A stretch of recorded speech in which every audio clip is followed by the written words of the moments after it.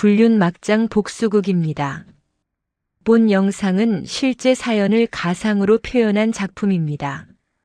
등장인물의 이름, 회사명 등은 가명임을 알려드립니다. 서울 강남의 최고급 호텔 그랜드 센트럴의 다이아몬드 홀은 오늘 재벌가의 결혼식을 위해 화려하게 꾸며져 있었다. 천장에는 수백만 원짜리 크리스털 샹들리에가 무수히 매달려 있었고, 벽면에는 흰 장미와 난초가 완벽한 조화를 이루며 장식되어 있었다. 500명이 넘는 하객들이 모두 정장을 차려입고 자리에 앉아 있었는데, 그들 대부분이 재벌가 사람들이거나 정치계, 법조계의 거물들이었다. 오늘의 주인공은 대한민국 10대 재벌그룹 중 하나인 태양그룹의 회장 이태준이었다. 58세에 그가 재혼한다는 소식은 이미 몇 달 전부터 사교계의 화제였다. 5년 전 아내를 잃고 홀로 지내던 그가 드디어 새로운 반려자를 맞이하는 것이었다. 하지만 정작 그 상대가 누구인지는 철저히 비밀에 붙여져 있었다. 하객석 한편에는 최도윤과 박미라가 나란히 앉아 있었다. 도윤은 30대 중반의 잘생긴 외모를 가진 남자로 중견기업의 이사직을 맡고 있었다. 그의 옆에 앉은 미라는 30대 초반의 아름다운 여성으로 한때 모델 일을 했었고, 지금은 도윤과 결혼해 전업주부로 지내고 있었다.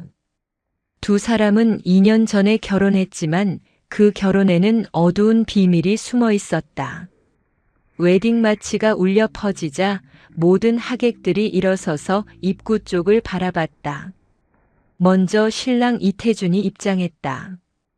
키가 크고 위엄 있는 그의 모습에 하객들은 감탄했다.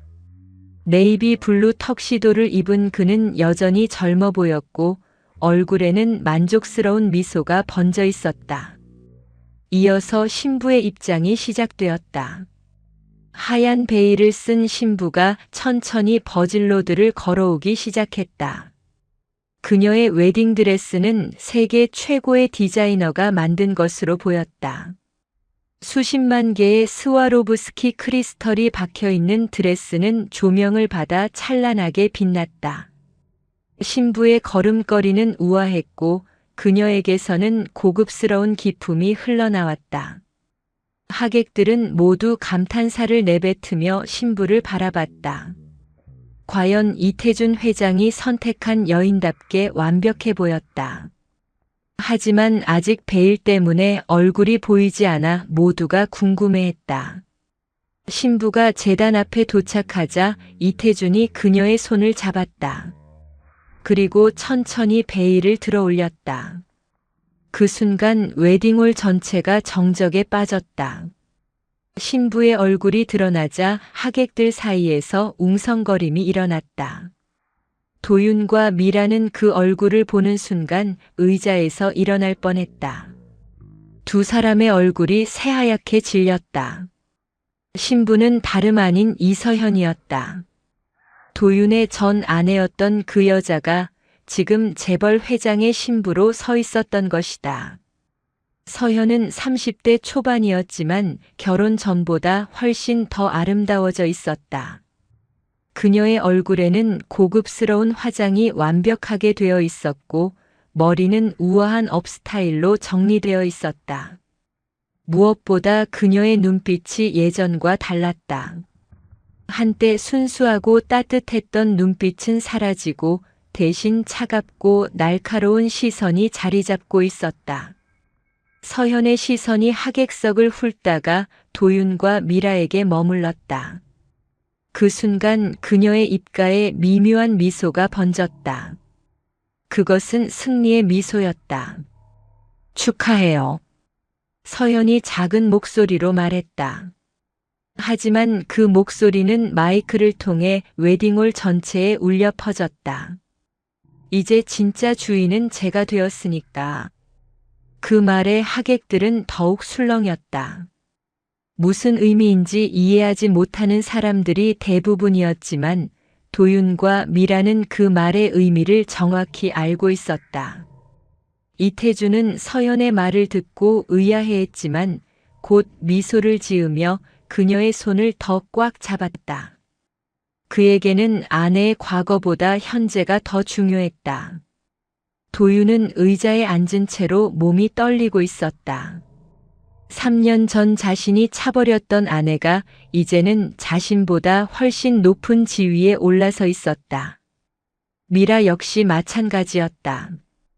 그녀는 한때 자신이 승리했다고 생각했었다.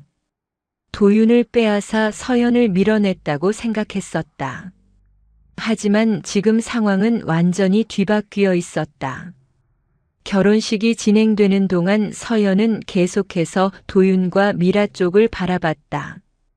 그들이 얼마나 당황하고 있는지, 얼마나 두려워하고 있는지를 확인하고 있었다. 그리고 그것을 보는 서연의 얼굴에는 차가운 만족감이 떠올라 있었다. 피로연이 시작되자 서연은 이태준의 팔짱을 끼고 하객들에게 인사를 다니기 시작했다. 모든 사람들이 그녀에게 축하의 말을 건넸고 그녀는 우아하게 응답했다. 마치 태어날 때부터 재벌가의 사모님이었던 것처럼 완벽한 모습이었다.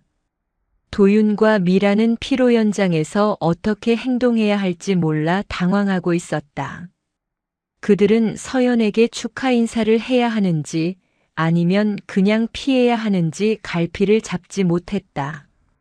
결국 서연이 그들에게 먼저 다가왔다. 재벌 회장의 아내답게 화려한 드레스를 입고 목에는 수억 원짜리 다이아몬드 목걸이를 걸고 있었다. 그녀의 모습은 한때 평범한 가정주부였던 과거와는 완전히 달랐다.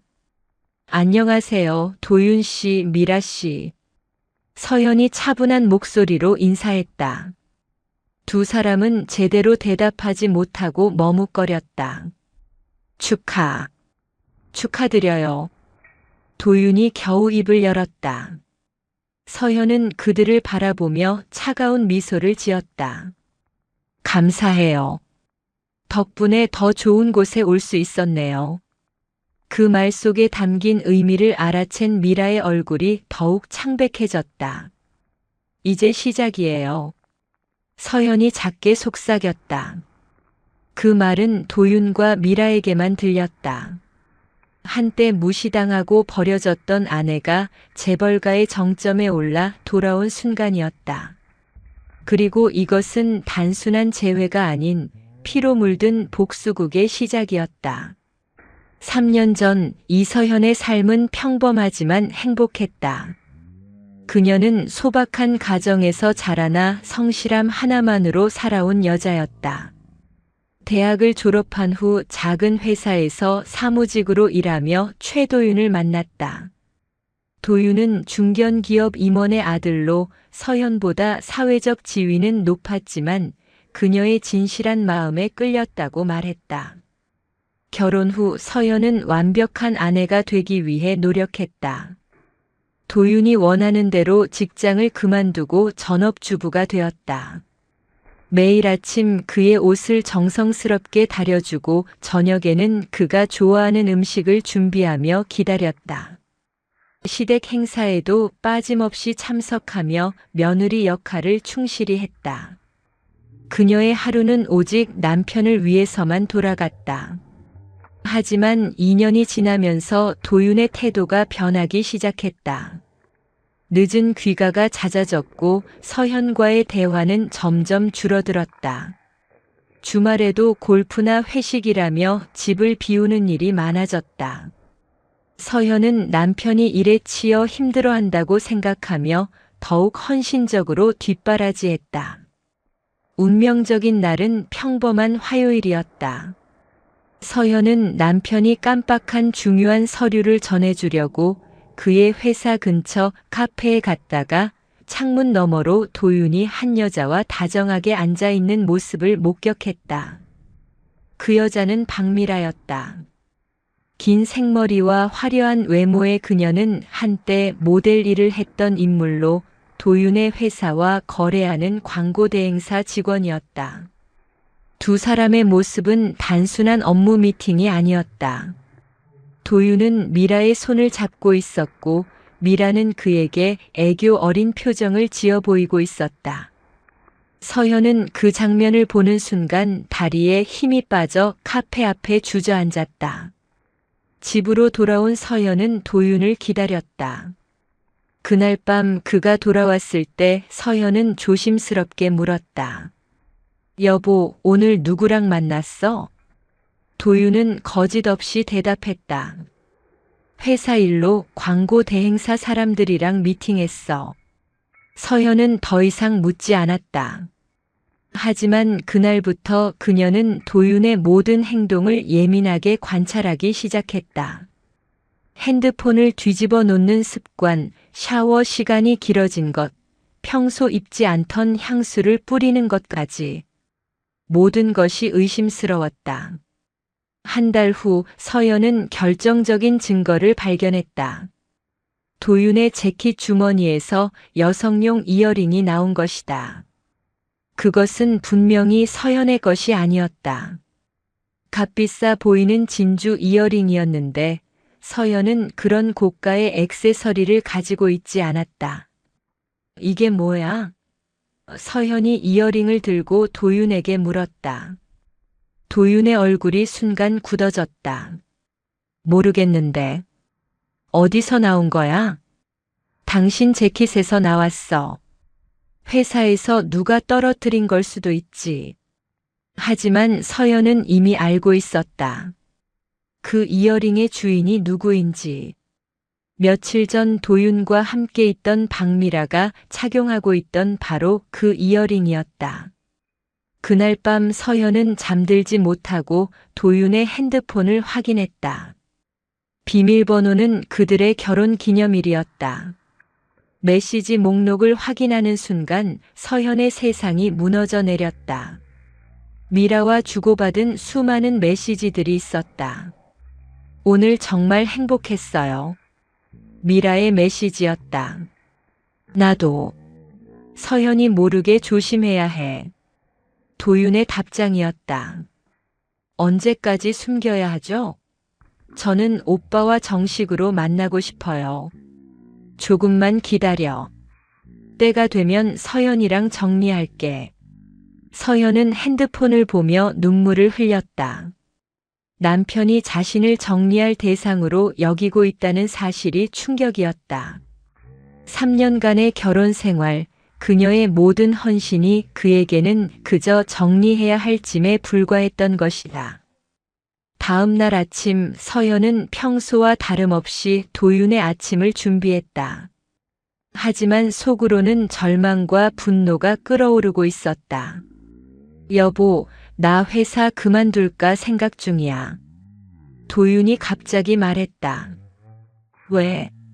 무슨 일 있어? 좀 더 큰 회사로 이직하려고. 미라.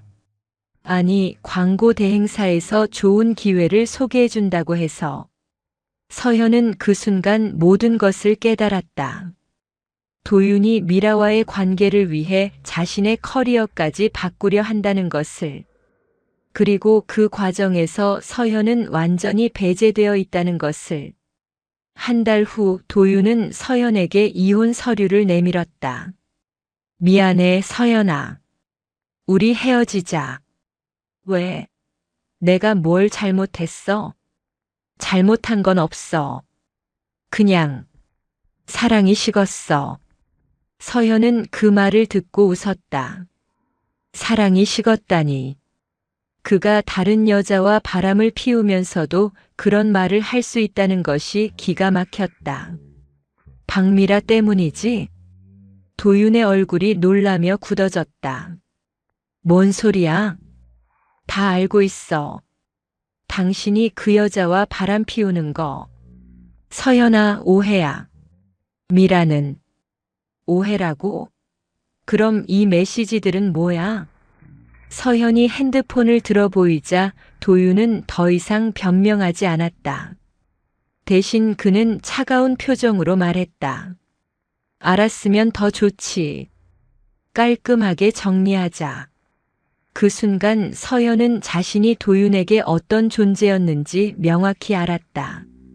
사랑하는 아내가 아니라 그냥 정리해야 할 과거였던 것이다. 이혼 절차는 1년이 걸렸다. 도윤과 미라는 그 기간 동안 당당하게 연애했고 서연은 홀로 변호사와 만나며 재산 분할과 위자료 문제를 처리해야 했다. 결국 서연이 받은 것은 얼마 되지 않는 위자료와 작은 원룸 하나뿐이었다. 이혼이 확정된 날 서연은 원룸에 혼자 앉아 있었다. 창밖으로는 비가 내리고 있었다. 3년간의 결혼 생활이 끝나고 그녀에게 남은 것은 아무것도 없었다. 사회적 지위도 경제적 기반도 심지어 믿을 만한 친구도 없었다. 하지만 그 절망의 순간에 서연은 다른 감정을 느꼈다. 분노였다. 자신을 이렇게 처참하게 만든 사람들에 대한 뜨거운 분노였다. 내가 무너진 건 끝이 아니야. 시작일 뿐이야. 서현은 거울 앞에 서서 자신에게 맹세했다. 언젠가 반드시 도윤과 미라에게 똑같은 고통을 돌려주겠다고. 그들이 자신을 짓밟았듯이 자신도 그들을 무너뜨리겠다고. 그날부터 서연의 진짜 인생이 시작되었다. 복수를 위한 치밀한 계획의 첫걸음이었다. 이혼 후 2년이 흘렀다. 서연은 그 시간 동안 완전히 다른 사람으로 변해 있었다. 작은 원룸에서 시작한 그녀의 새로운 삶은 처음에는 절망적이었다. 하지만 복수에 대한 집념이 그녀를 일으켜 세웠다. 서연은 우선 경제적 자립을 위해 다시 일을 시작했다. 하지만 3년의 공백 때문에 좋은 일자리를 구하기는 어려웠다. 결국 그녀는 작은 무역회사의 사무직부터 다시 시작해야 했다. 월급은 적었지만 서연은 불평하지 않았다. 대신 업무 시간 외에는 자기 개발에 매진했다. 밤늦게까지 영어와 중국어를 공부했고 주말에는 경영학 관련 강의를 들었다. 외모 관리도 소홀히 하지 않았다. 헬스장에서 운동을 하고 피부 관리를 받으며 자신을 가꿔 나갔다. 모든 것이 복수를 위한 준비였다. 6개월 후 서연은 더 큰 회사로 이직했다. 외국계 컨설팅 회사였는데 그녀의 실력을 인정받아 들어갈 수 있었다. 연봉도 이전보다 2배 가까이 올랐다. 서현은 번 돈의 대부분을 투자와 자기 개발에 썼다. 명품 옷을 사거나 비싼 음식을 먹는 대신 모든 것을 미래를 위해 저축했다. 1년 후 서현은 또 다른 기회를 잡았다. 대형 투자 회사에서 그녀를 스카우트한 것이다. 이번에는 팀장급으로 들어갔고 연봉은 억 단위를 넘어섰다.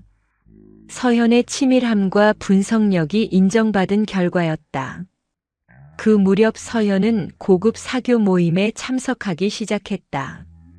투자 회사에서 일하다 보니 재벌가나 대기업 임원들과 만날 기회가 많아졌기 때문이다.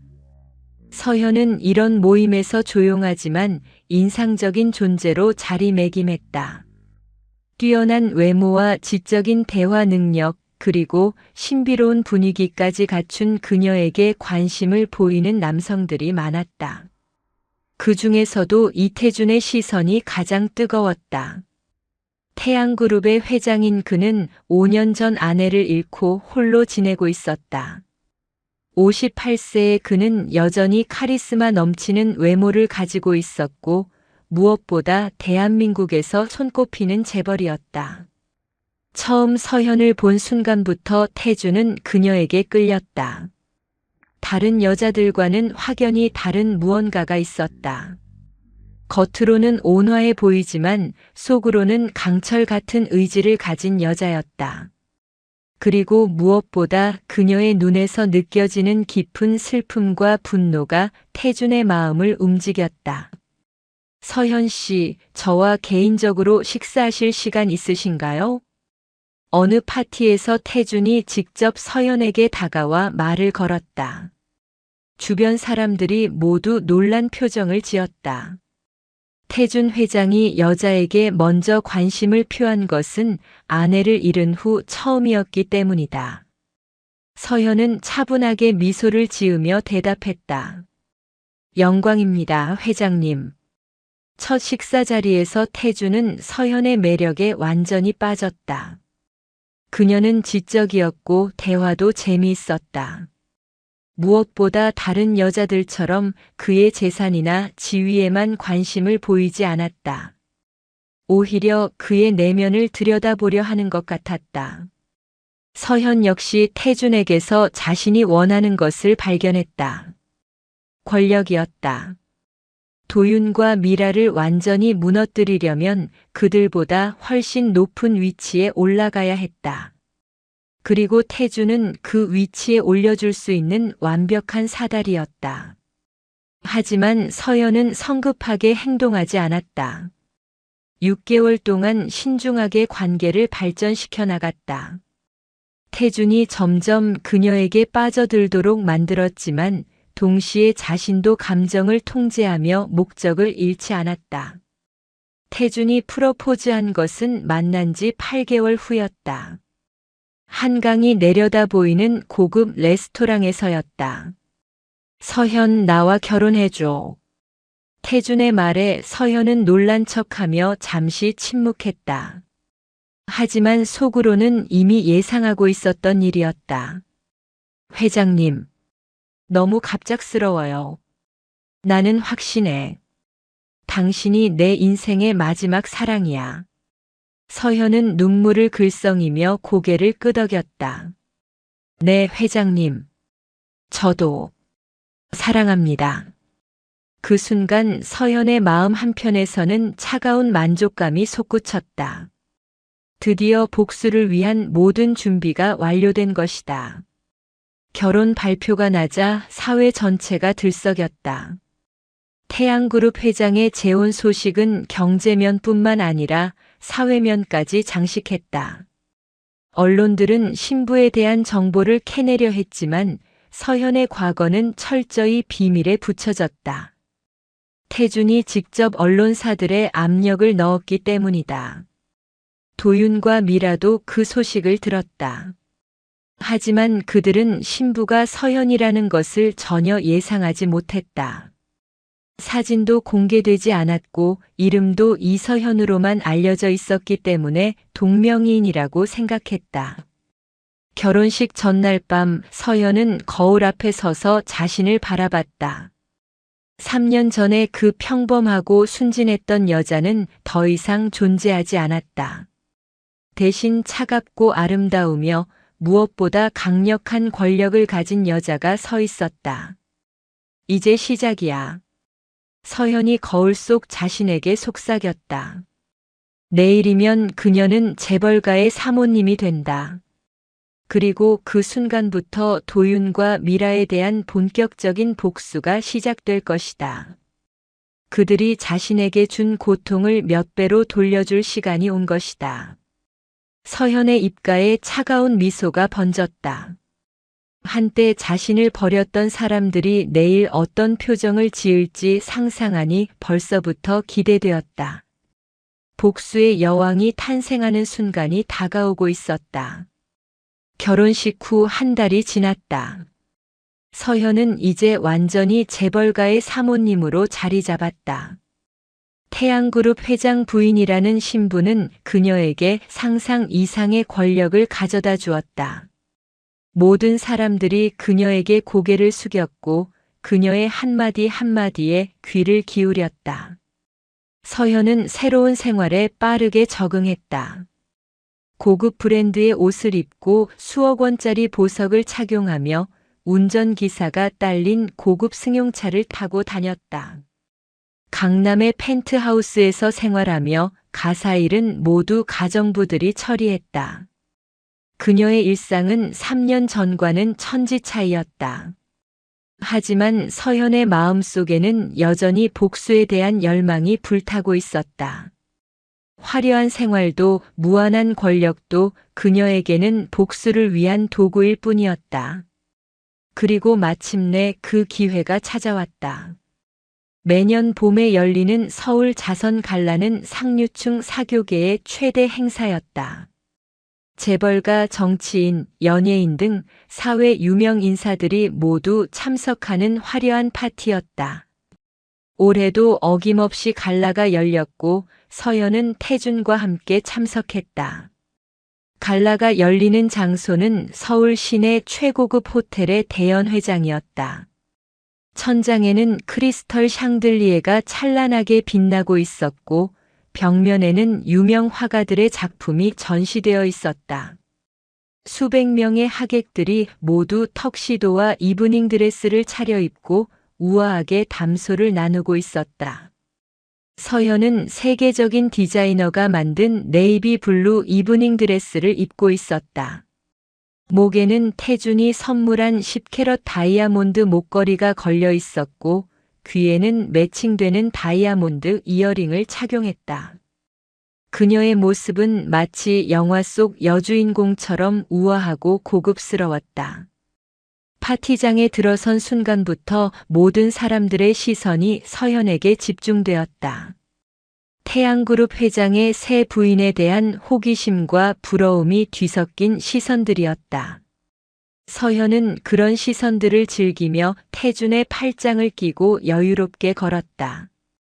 한편 파티장 한쪽에서는 도윤과 미라도 참석해 있었다. 도윤은 중견기업 임원이라는 지위로 초대받았고 미라는 그의 아내 자격으로 함께 온 것이었다. 하지만 그들의 모습은 서현과 비교하면 초라해 보였다. 미라는 백화점에서 산 드레스를 입고 있었고 액세서리도 상대적으로 저렴해 보였다. 도윤 역시 기성복 턱시도를 입고 있어서 맞춤 정장을 입은 다른 남성들과는 차이가 났다. 무엇보다 그들이 서 있는 자리가 파티장 구석이었다는 점이 그들의 위치를 말해주고 있었다. 서현은 태준과 함께 파티장을 돌며 인사를 나누다가 의도적으로 도윤과 미라 근처로 다가갔다. 그들은 서현을 보는 순간 얼굴이 창백해졌다. 특히 미라는 거의 기절할 뻔한 표정이었다. 안녕하세요.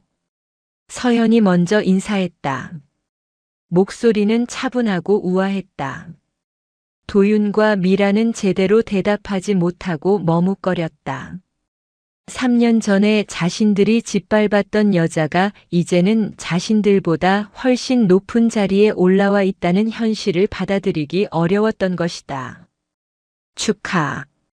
축하드립니다. 도윤이 겨우 입을 열었다. 감사해요. 덕분에 더 좋은 곳에 올 수 있었네요. 서현의 말에는 미묘한 독이 섞여 있었다. 태준은 서현 옆에서 그들을 바라봤다. 아내의 과거에 대해서는 어느 정도 알고 있었지만 구체적인 내용까지는 묻지 않았다.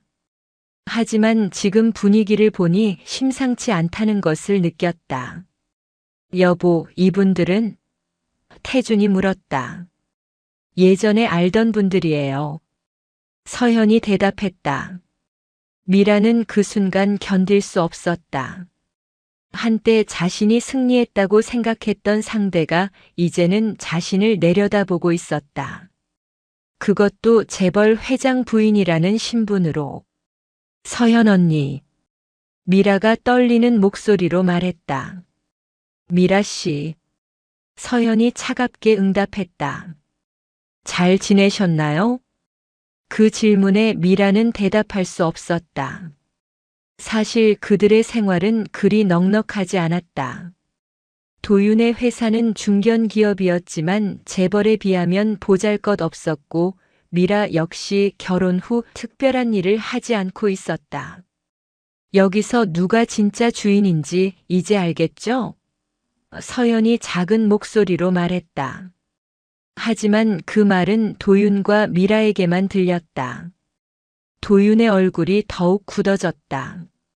3년 전 자신이 버렸던 아내가 이제는 자신보다 훨씬 높은 곳에 올라와 있다는 것이 굴욕적이었다. 그때 파티장의 다른 쪽에서 유명한 재벌가 부인이 서현에게 다가왔다.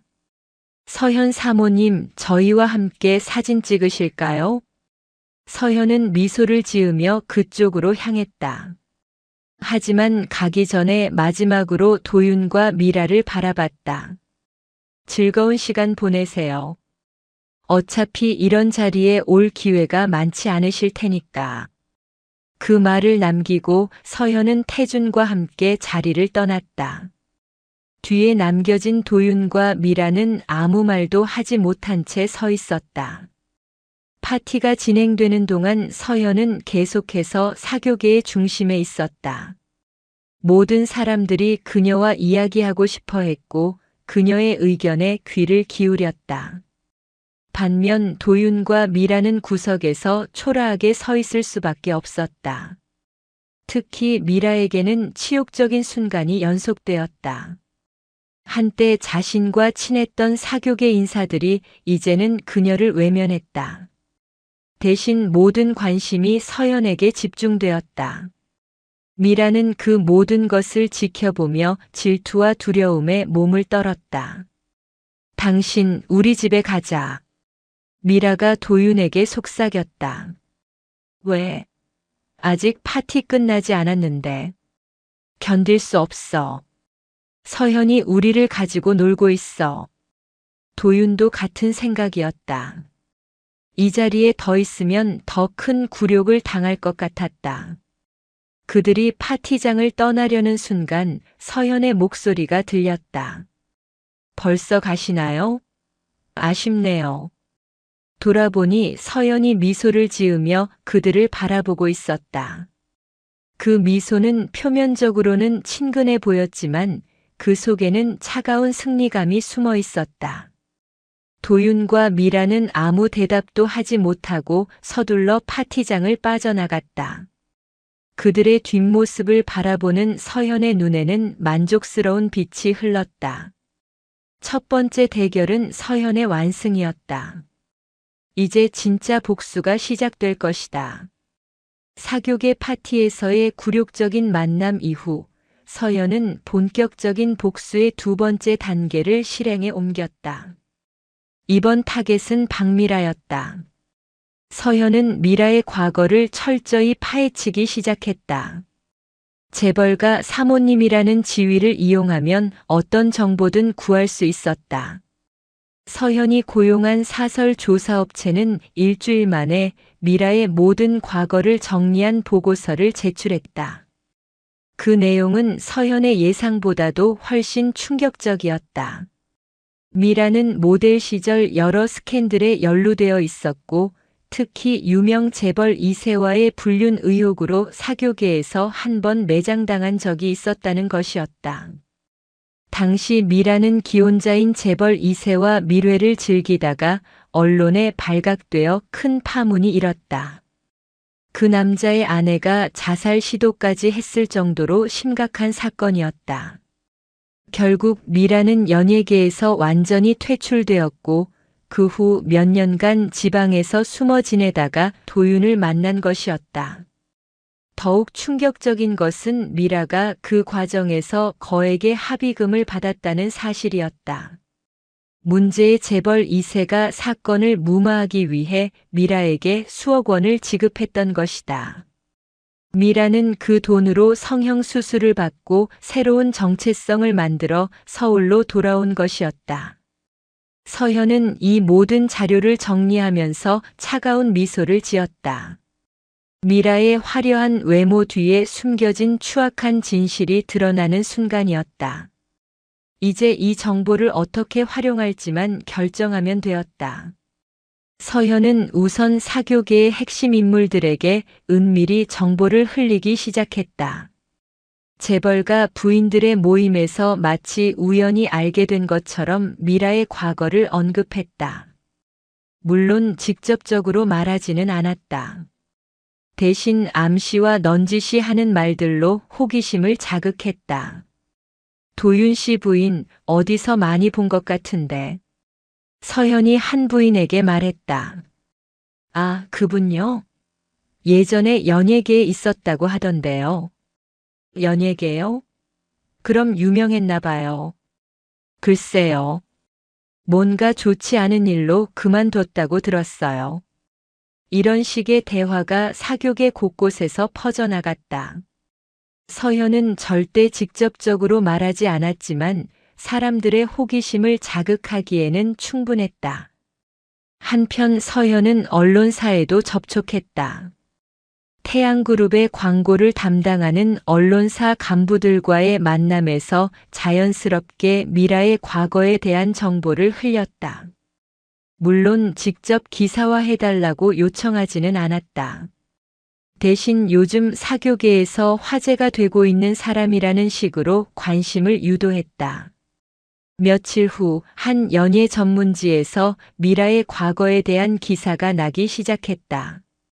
과거 연예계 스캔들의 당사자 현재는 재혼의 사교계 활동이라는 제목으로 시작된 기사는 미라의 정체를 거의 공개하다시피 했다. 기사에는 미라의 예전 활동명과 스캔들 당시의 사진까지 실려 있었다. 물론 얼굴에는 모자이크 처리가 되어 있었지만 사교계 사람들은 충분히 알아볼 수 있었다. 더욱이 기사에는 당시 거액의 합의금을 받았다는 내용까지 포함되어 있었다. 이 기사가 나온 후 미라의 상황은 급격히 악화되었다. 사교계 모임에서 사람들이 그녀를 바라보는 시선이 완전히 달라졌다. 예전에는 아름다운 외모 때문에 부러움을 샀지만 이제는 수군거림과 경멸의 대상이 되었다. 특히 기혼 여성들의 반응이 극도로 냉랭했다. 남의 가정을 파괴한 경험이 있는 여자를 절대 용납할 수 없다는 분위기였다. 미라가 참석하는 모임에서는 노골적으로 그녀를 배제하는 일들이 벌어지기 시작했다. 어느 부인회 모임에서는 미라가 말을 걸어도 대답하지 않는 사람들이 있었다. 또 다른 모임에서는 아예 그녀가 앉을 자리를 만들어주지 않았다. 미라는 이런 상황을 견디기 힘들어했지만 어떻게 대처해야 할지 몰랐다. 가장 치명적인 것은 미라가 몸담고 있던 자선단체에서 제명된 것이었다. 단체의 이미지에 해롭다는 이유였다. 그 자선단체는 사교계에서 가장 권위 있는 곳 중 하나였는데 거기서 쫓겨난다는 것은 사실상 사교계에서의 완전한 매장을 의미했다. 미라는 집에서 도윤에게 울면서 하소연했다. 여보, 사람들이 나를 이상하게 봐. 모임에 가면 다들 수군거려. 도윤도 상황을 알고 있었다. 그 역시 직장에서 동료들의 시선을 느끼고 있었기 때문이다.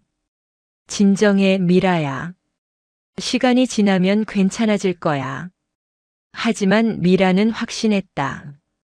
이 모든 것이 서현의 소행이라는 것을, 서현이 복수를 시작했다는 것을.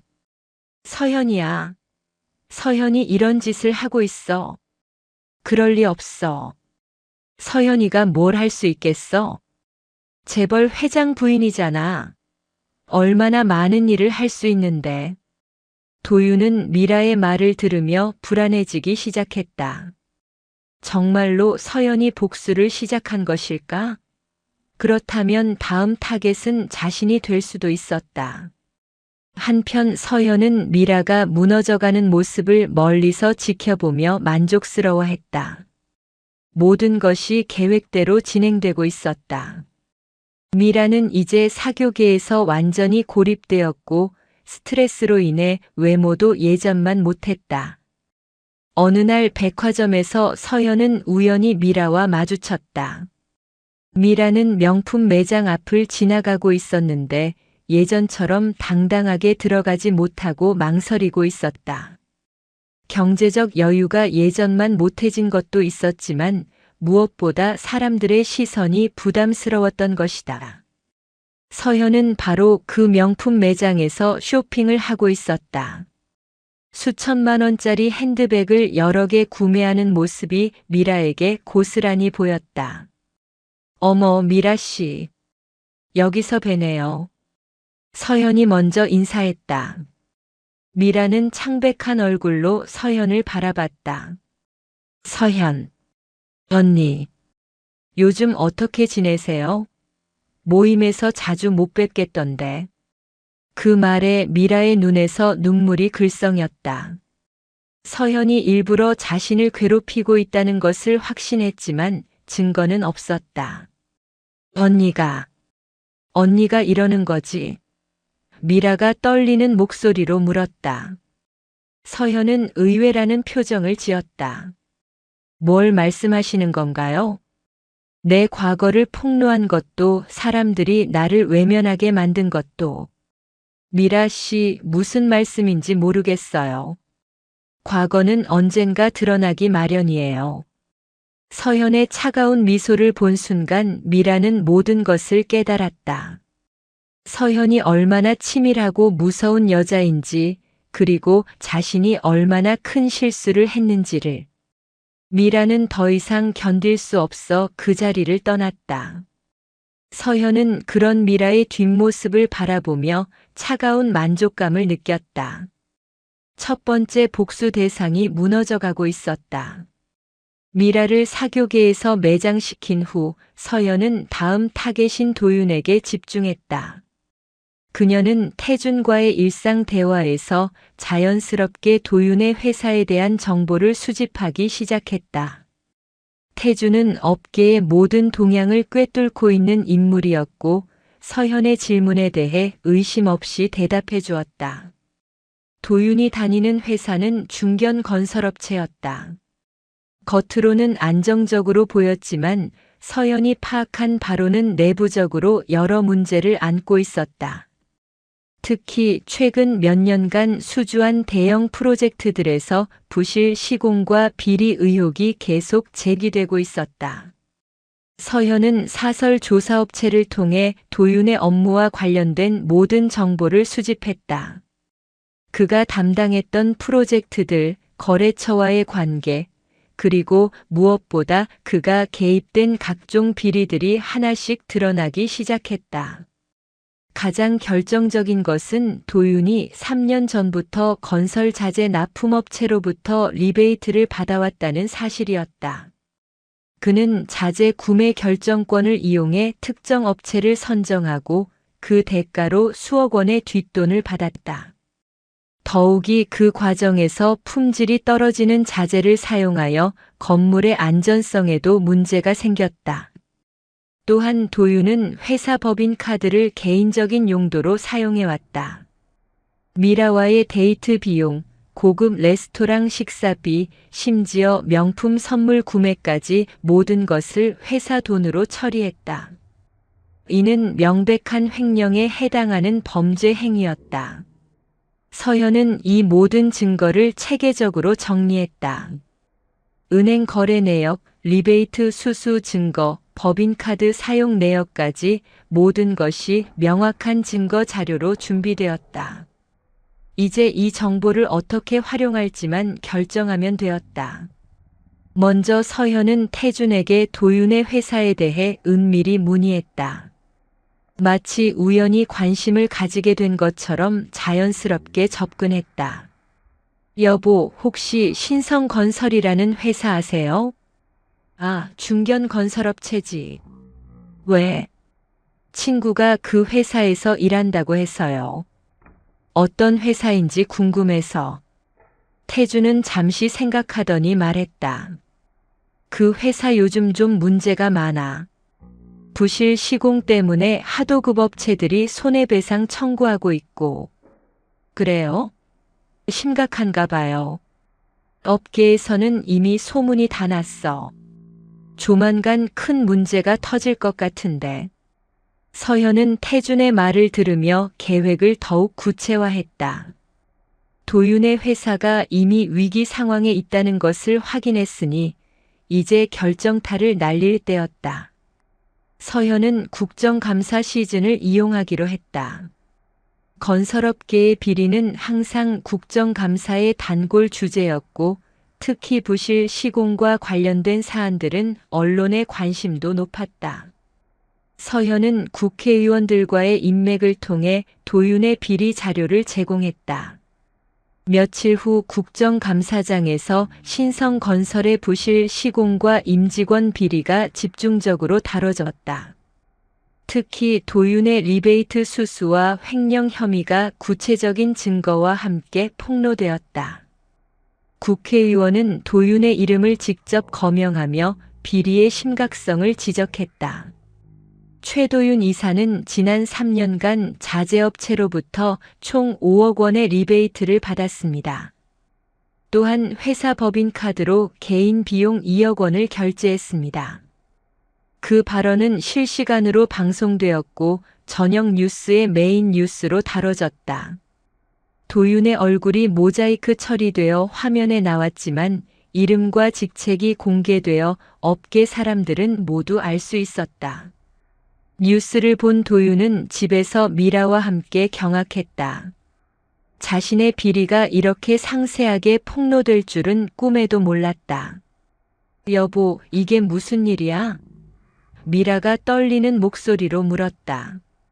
누군가 나를 조사한 거야. 이렇게 정확한 정보는.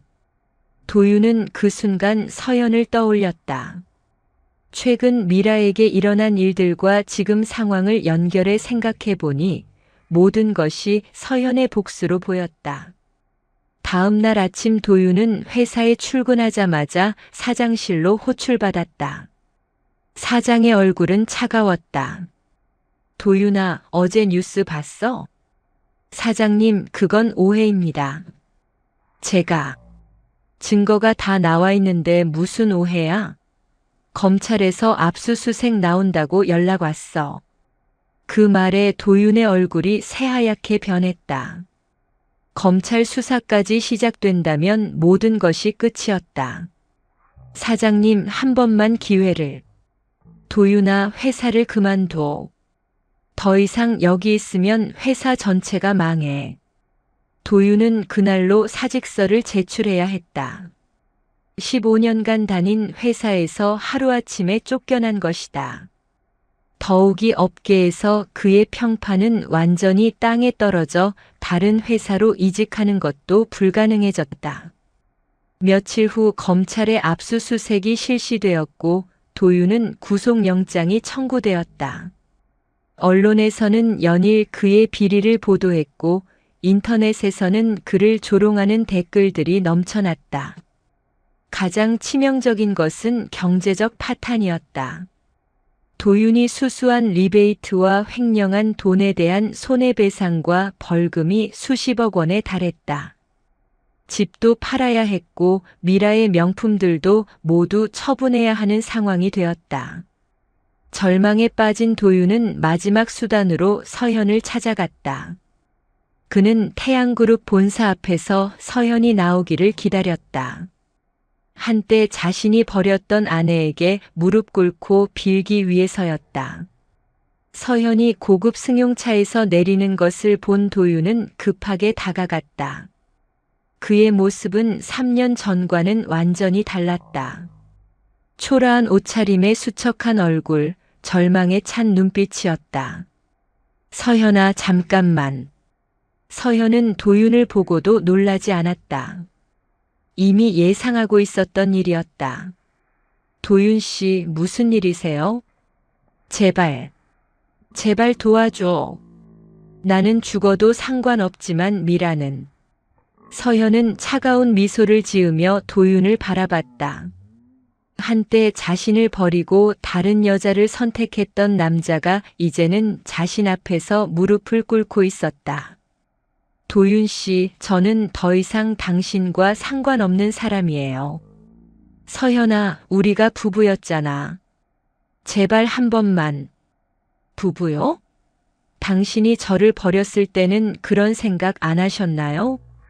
서현은 도윤을 뒤로 하고 건물 안으로 들어갔다. 뒤에서 도윤이 부르는 소리가 들렸지만 돌아보지 않았다. 도윤의 몰락은 완성되었다. 이제 마지막 단계만 남았다. 도윤의 몰락이 시작된 지 한 달 후 그들의 관계에도 돌이킬 수 없는 균열이 생기기 시작했다. 경제적 파탄과 사회적 매장이라는 현실 앞에서 도윤과 미라의 사랑은 급속도로 시들어갔다. 서현의 복수는 단순히 그들을 개별적으로 무너뜨리는 것이 아니라 그들이 서로를 파괴하도록 만드는 것이었다. 도윤은 구속은 면했지만 집행유예를 선고받았다. 더 이상 건설업계에서 일할 수 없게 되었고 다른 분야로 취업하려 해도 전과자라는 낙인 때문에 번번이 거절당했다. 결국 그는 작은 주차장에서 알바를 하며 생계를 유지해야 하는 처지가 되었다. 미라 역시 상황은 마찬가지였다. 사교계에서 완전히 매장된 그녀는 더 이상 어떤 모임에도 참석할 수 없었다. 과거에 화려했던 생활은 사라지고 좁은 원룸에서 절약하며 살아야 하는 현실을 받아들여야 했다. 가장 큰 문제는 경제적 압박이었다. 도윤이 물어야 하는 손해배상금과 벌금이 수십억 원에 달했고 그들이 가진 모든 재산을 처분해도 부족한 상황이었다. 강남의 아파트는 이미 경매로 넘어갔고 미라가 소중히 여기던 명품들도 모두 중고품 매장에 팔아야 했다. 어느 날 저녁 좁은 원룸에서 도윤과 미라는 마주 앉아 라면을 끓여 먹고 있었다. 한때 고급 레스토랑에서 수십만 원짜리 코스 요리를 즐기던 그들의 모습과는 너무나 대조적이었다. 이제 어떻게 해야 할까? 미라가 한숨을 쉬며 말했다. 도윤은 대답하지 않았다. 그 역시 답을 모르고 있었다. 매일 구직 활동을 했지만 번번이 거절당했고 앞으로의 전망도 어두웠다. 도윤아, 정말 서연이가 이런 짓을 한 거 맞지? 미라가 다시 물었다. 그럴 거야. 이렇게 정교하게 우리를 무너뜨릴 수 있는 사람은 서연밖에 없어. 그럼 우리가 서연한테 찾아가서 뭘 해? 이미 다 끝난 일이야. 도윤의 목소리에는 체념이 가득했다. 한때 자신이 버렸던 아내가 이제는 자신들보다 훨씬 높은 곳에 있다는 현실을 받아들일 수밖에 없었다. 시간이 지날수록 두 사람 사이의 갈등은 더욱 심해졌다. 경제적 압박과 스트레스가 계속되면서 서로를 탓하기 시작한 것이다. 이 모든 게 당신 때문이야. 미라가 어느 날 도윤에게 소리쳤다. 당신이 비리를 저지르지 않았다면 이런 일이 생겼겠어? 내 탓이라고. 내가 과거를 숨기고 나랑 결혼한 것도 잘못 아니야? 과거는 이미 지난 일이잖아. 그런데 당신 비리는 현재 진행형이었어. 두 사람의 다툼은 날이 갈수록 격해졌다.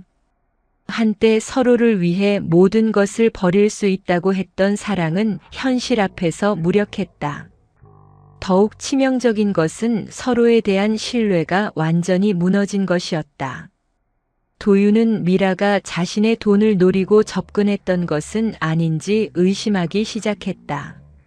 미라 역시 도윤이 자신을 진정으로 사랑한 것이 아니라 단순히 젊고 아름다운 여자를 소유하고 싶었던 것은 아닌지 의심했다. 처음부터 진짜 사랑이었나? 미라가 어느 날 도윤에게 물었다. 무슨 소리야? 당신이 나를 좋아한 건 내가 예쁘고 젊어서였잖아. 만약 내가 서연 언니처럼 평범했다면 관심도 안 가졌을 거야. 그런 식으로 말하면 너도 내 돈 때문에 나랑 사귄 거 아니야? 그 말에 미라는 할 말이 없었다. 실제로 그녀가 도윤에게 끌린 이유 중 하나는 그의 경제적 능력이었기 때문이다.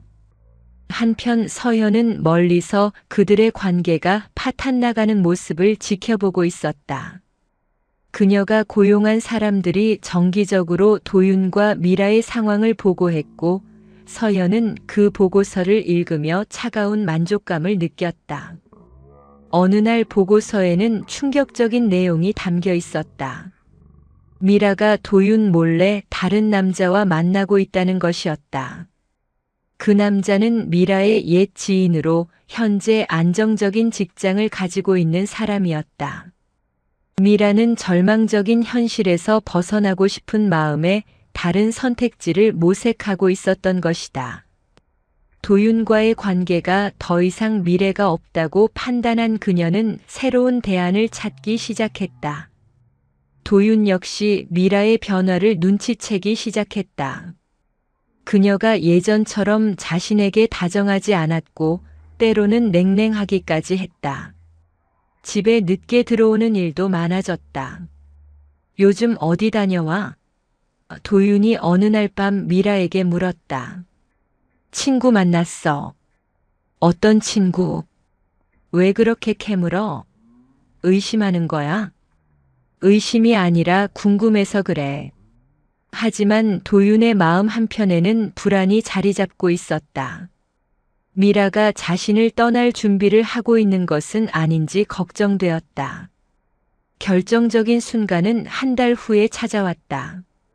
도윤이 우연히 미라의 핸드폰을 보게 된 것이다.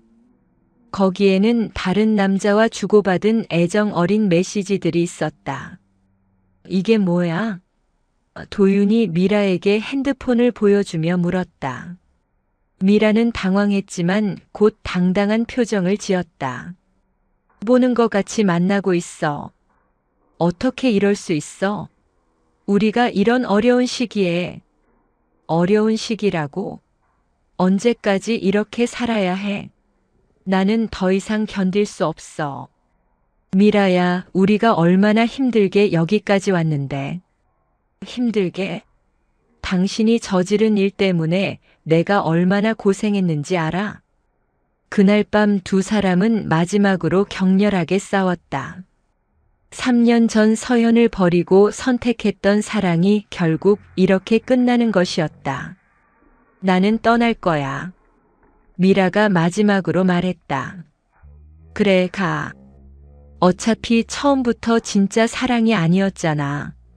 미라는 짐을 꾸려서 그날 밤 집을 나갔다. 도윤은 홀로 남겨진 원룸에서 모든 것을 잃었다는 현실을 마주했다. 서현의 복수는 완벽했다. 그들의 사랑뿐만 아니라 서로에 대한 신뢰까지 완전히 파괴해버렸다. 이제 도윤과 미라는 각자 고독한 몰락의 길을 걸어야 했다. 멀리서 이 모든 것을 지켜본 서연은 차가운 미소를 지었다. 한때 자신을 배신했던 사람들이 결국 서로를 배신하는 순간을 목격한 것이다. 복수가 완성된 지 6개월 후 서연은 태양그룹 회장실 옆에 마련된 자신만의 공간에서 창밖을 바라보고 있었다. 서울 시내가 한눈에 내려다 보이는 50층 높이에서 보는 풍경은 장관이었다. 한때 자신을 짓밟았던 사람들이 살고 있는 그 도시를 내려다보니 묘한 감정이 들었다. 도윤의 현재 상황은 참혹했다. 미라가 떠난 후 그는 완전히 절망에 빠졌다. 작은 주차장에서 하루 종일 차량 관리를 하며 겨우 생계를 유지하고 있었다. 한때 중견기업의 이사였던 그가 이제는 최저임금을 받으며 하루하루를 버티고 있었다. 더욱이 거액의 손해배상금 때문에 앞으로 수십 년간 빚에 시달려야 하는 상황이었다. 무엇보다 도윤을 괴롭히는 것은 극도의 고립감이었다. 친구들은 모두 그를 피했고 가족들마저 연락을 끊었다. 언론에 보도된 그의 비리 때문에 누구도 그와 관계를 맺으려 하지 않았다. 밤마다 좁은 고시원에서 혼자 지내며 그는 자신의 과거를 후회했다. 가끔 도윤은 서현과의 결혼 생활을 떠올렸다. 그때는 평범하지만 안정적이었다. 서현은 정말로 자신을 사랑했고 헌신적이었다. 하지만 그는 그 소중함을 알지 못했다. 더 자극적이고 화려한 것에 눈이 멀어 모든 것을 버렸다. 미라의 상황도 크게 다르지 않았다.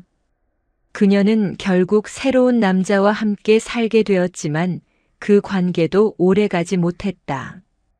과거의 스캔들과 도윤과의 일이 알려지면서 그 남자 역시 그녀를 멀리하기 시작했다. 결국 미라는 혼자가 되었고 지방의 작은 도시에서 식당 일을 하며 근근히 살아가고 있었다.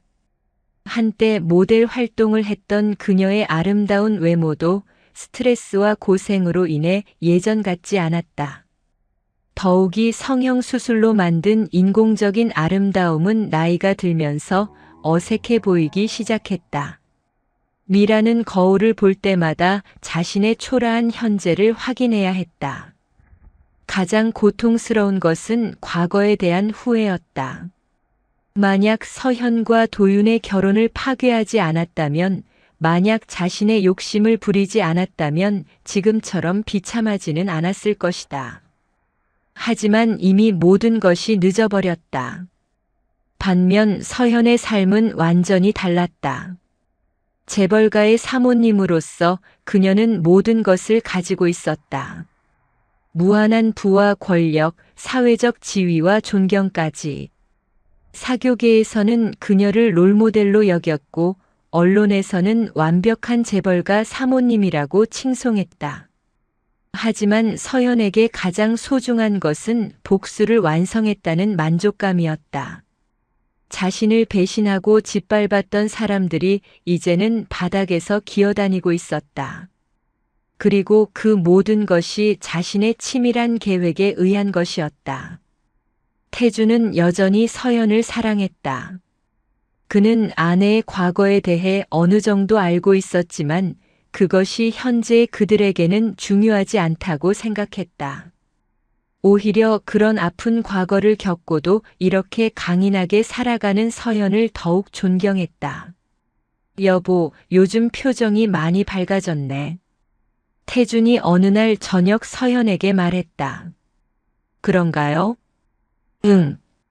예전에는 가끔 슬픈 표정을 지을 때가 있었는데 요즘은 그런 게 없어.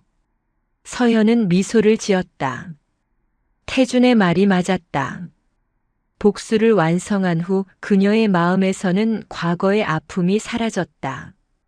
이제는 진정으로 평온하고 행복했다. 어느 날 서현은 우연히 도윤을 목격했다. 그녀가 쇼핑을 위해 백화점에 갔을 때 지하 주차장에서 차량을 관리하고 있는 도윤을 본 것이다. 한때 자신의 남편이었던 그 남자는 이제 완전히 다른 사람이 되어 있었다. 초라한 작업복을 입고 고개를 숙인 채 일하는 도윤의 모습을 보며 서현은 특별한 감정을 느끼지 않았다. 분노도 연민도 없었다. 그저 지나간 과거의 한 페이지를 보는 것 같았다. 도윤도 서현을 알아봤다. 명품 드레스를 입고 보디가드를 대동한 채 고급 승용차에서 내리는 그녀의 모습은 마치 다른 세계의 사람 같았다. 한때 자신이 버렸던 평범한 여자가 이제는 손 닿을 수 없는 높은 곳에 있었다. 두 사람의 시선이 잠시 마주쳤다. 하지만 서현은 아무런 표정 변화 없이 그를 지나쳐갔다. 마치 모르는 사람을 보는 것처럼. 도윤은 그 차가운 무관심이 어떤 분노나 증오보다 더 가슴 아팠다. 그날 밤 서현은 침실에서 거울 앞에 서 있었다. 값비싼 화장품으로 완벽하게 관리된 피부, 최고급 의상으로 치장한 모습, 그리고 무엇보다 승리자의 여유로운 미소까지. 거울 속의 자신은 3년 전의 그 평범한 여자와는 완전히 달랐다. 너희가 빼앗은 건 내 사랑이 아니야. 서현이 거울 속 자신에게 조용히 속삭였다. 내 삶이었어. 이제 그 삶은 내 것이다. 그녀의 미소는 복수의 완성을 증명하듯 서늘하면서도 만족스러웠다. 한때 자신을 무시하고 버렸던 사람들은 이제 더 이상 존재하지 않았다. 아니, 정확히는 존재하지만 아무런 의미가 없는 사람들이 되어버렸다. 서현은 화장대 서랍에서 낡은 사진 한 장을 꺼냈다. 도윤과의 결혼식 사진이었다. 그때의 자신은 정말로 행복해 보였다. 순수하고 사랑에 빠진 신부의 모습이었다. 하지만 그 행복은 얼마나 오래 가지 못했던가. 서현은 그 사진을 천천히 찢어버렸다. 과거와 완전히 결별하는 상징적인 행위였다. 찢어진 사진 조각들이 쓰레기통에 떨어지는 것을 보며 그녀는 진정한 해방감을 느꼈다. 이제 서현의 인생에서 도윤과 미라는 완전히 지워진 존재들이었다. 그들은 자신들이 저지른 일의 대가를 충분히 치렀고 서현은 원하던 모든 것을 얻었다. 권력, 부, 명예, 그리고 무엇보다 완벽한 복수까지. 태준이 침실로 들어오자 서현은 다시 한번 거울을 바라봤다. 이제 그녀는 정말로 새로운 사람이었다. 과거의 상처와 아픔을 딛고 일어선 강인한 여자, 그리고 절대 다시는 누구에게도 당하지 않을 강력한 권력자였다. 무슨 생각을 그렇게 해? 태준이 다가와서 물었다. 그냥 감사한 생각을 했어요. 뭐가? 당신을 만난 것, 그리고 새로운 삶을 시작할 수 있게 된 것. 태준은 서연을 껴안으며 미소를 지었다. 그는 아내가 어떤 복수를 완성했는지 정확히 알지는 못했지만 그녀가 진정으로 행복해졌다는 것만은 확실히 알 수 있었다. 서현은 태준의 품에 안기면서 마지막으로 창밖을 바라봤다. 어둠 속에서 반짝이는 서울의 야경이 아름다웠다. 그 어딘가에서 도윤과 미라가 각자의 고통스러운 현실을 살아가고 있겠지만 이제 그것은 서연에게 중요하지 않았다. 복수는 끝났다. 이제는 진정한 승리자로서의 삶을 즐길 시간이었다. 이야기가 재미있었다면 구독과 좋아요 눌러주시고 주인공에게 응원의 댓글도 부탁드립니다.